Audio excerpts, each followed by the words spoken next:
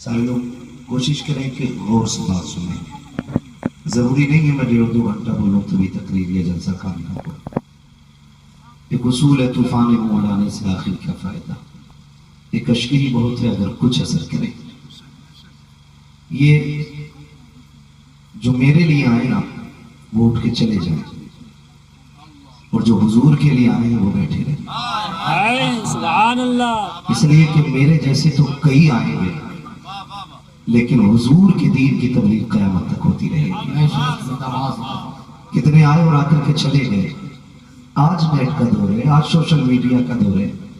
جب کوئی وسیلہ کوئی سہارا نہیں تھا نا تب بھی خدا کی قسم اللہ والوں کے چاہنے والے کم نہیں ہوتے تھے. بڑے ہوا کرتے تھے لیکن سارے اپنے اپنے مزاروں میں جا رہے تھے.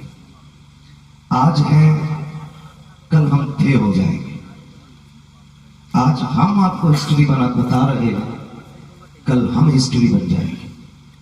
اور یہی کہانی سب کے ساتھ رہنی ہے. یہاں کوئی ہمیشہ کے لیے نہیں آیا ہے. ہوئے نامور بے نشاں کیسے کیسے, زمین کھا گئی آسماں کیسے کیسے. بڑے بڑے قبرستانوں میں جا کے مٹی تلے لیٹ گئے. نہ ہم کو رہنا ہے نہ آپ کو رہنا ہے. دور حاضر اور یہ بڑھنے والے فتنے, آپ سے میری اتنی سی اپیل ہے, آج ہمارے کریکٹر کو دیکھ کر کے لوگ اسلام کی اچھائی یا برائی کو لوگوں پر ظاہر کرنے کی کوشش کرتے ہیں.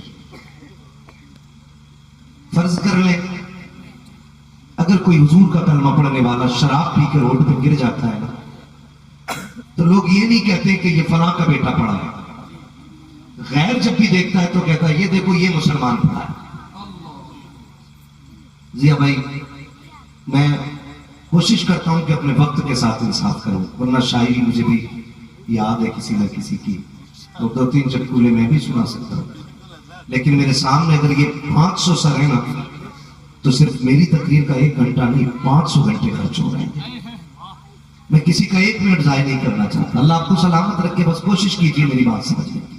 میں تقریر کا فن یا دھن دکھانے نہیں آیا.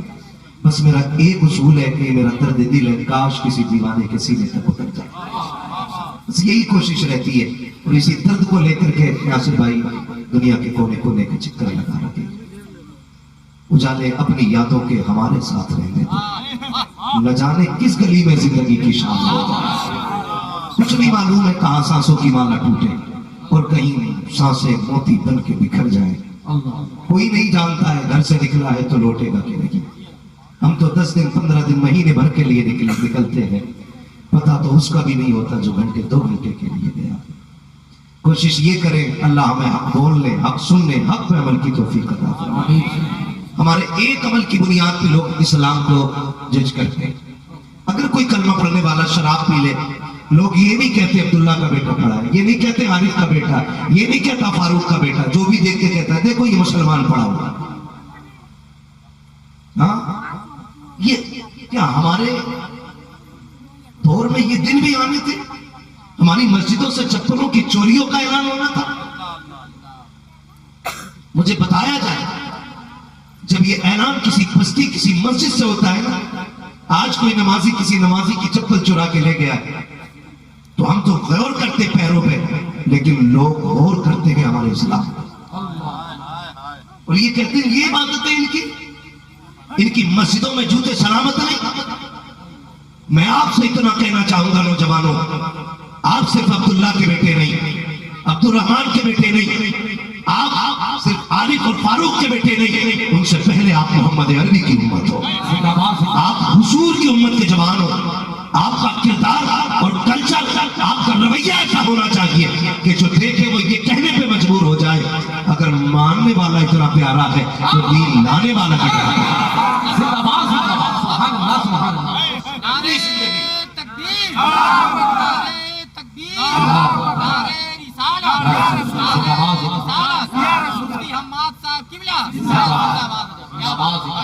تیرے قدموں میں جو ہے غیر کا منہ کیا دیکھے, کون نظروں میں چڑھے دیکھ کے تلوا تیرا. یہ عشق کا معیار ہونا چاہیے. میں جانتا ہوں یہاں جتنے آئے ہیں اللہ کے فضل سے انشاءاللہ ان میں سے کوئی حرام رک میں نہیں کھاتا ہوگا.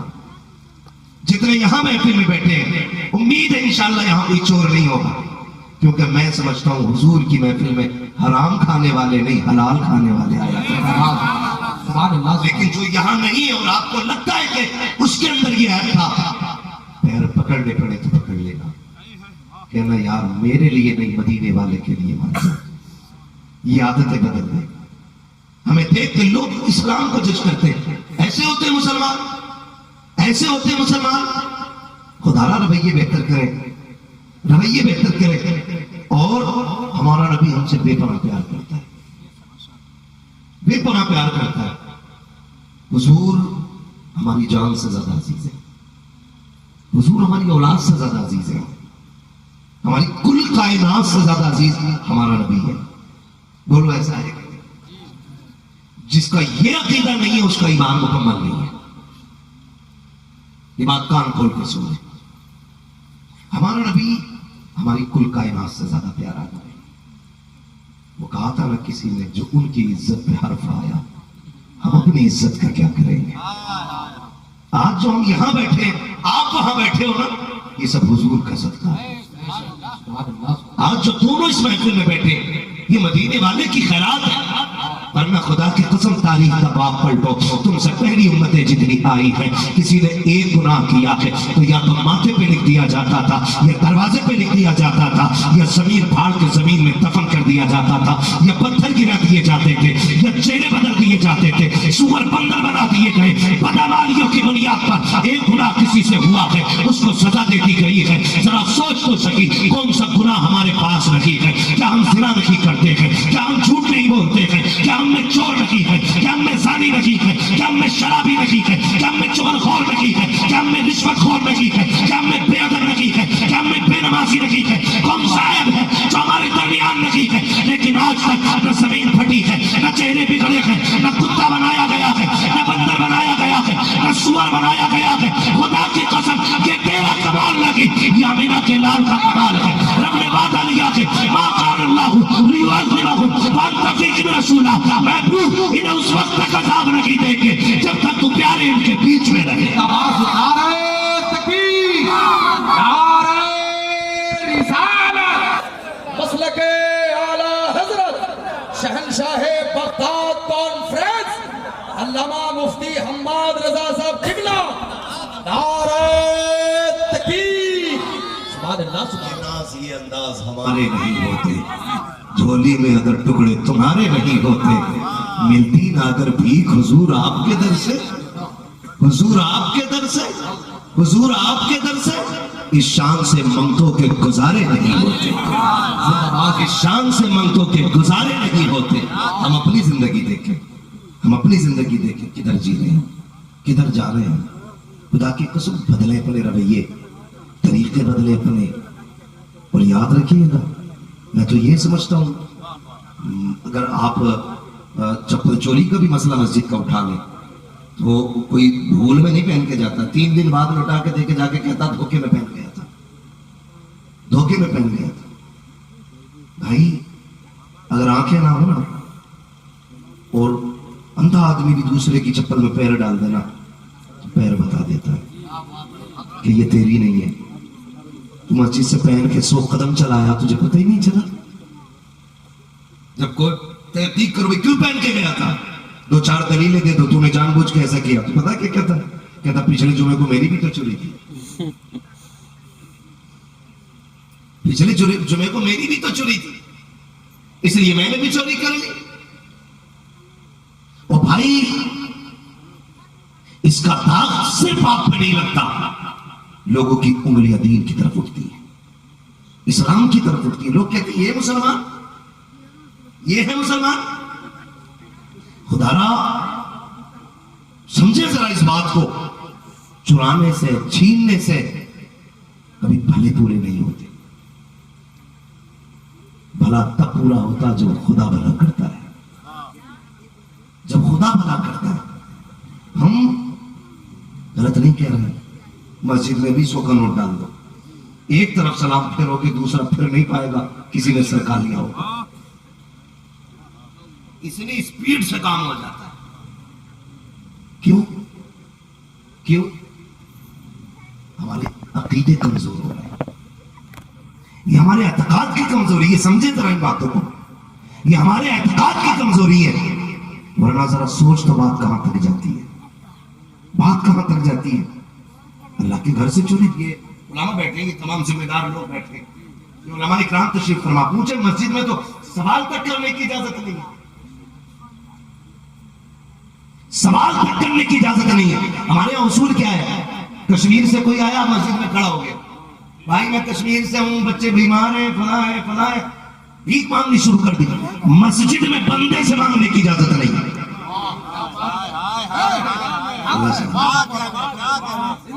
اللہ برکت ہے.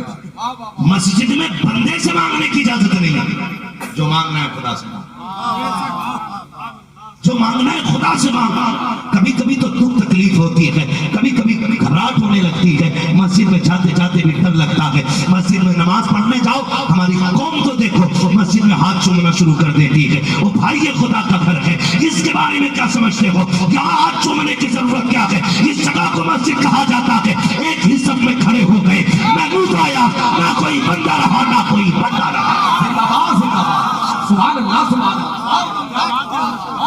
اور ہم اگر کرسی مضبوط نہ ہو نا، پلاسٹک کی کرسی پہ بیٹھنے کو توہین سمجھتے. آج والی کرسی ہو، صوفہ ہونا چاہیے جی، تب بیٹھیں گے. مر کے دیکھ، تجھے بھی اسی جنازے میں لیٹنا ہے جس میں 2 وقت کی روٹی کمانے والا لیٹ کے گیا ہے. کائے کی افضلیت ہے، کس چیز کی فوقیت ہے؟ جب تک نعرے نہ لگے موج نہیں آتی. وہ میں تو گھر کے کہتا ہوں، غلاموں کے نہیں، آقا کے نعرے لگایا کر. زندہ باد زندہ باد.